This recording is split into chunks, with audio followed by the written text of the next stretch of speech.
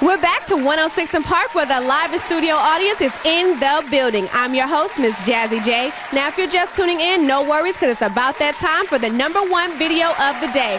You chose her, you got her. The hottest chick in the game right now, Miss Beyonce, would run the world. Girls, we run this mother.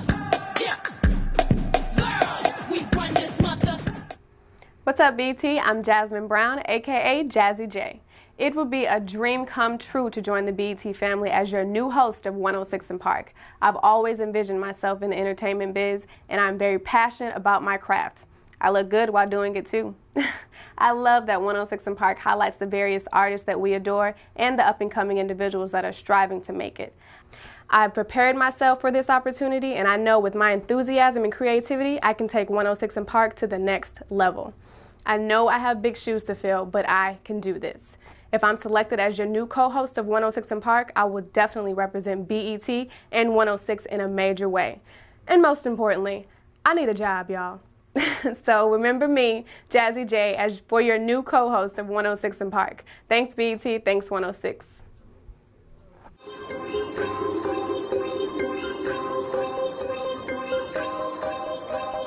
Yeah.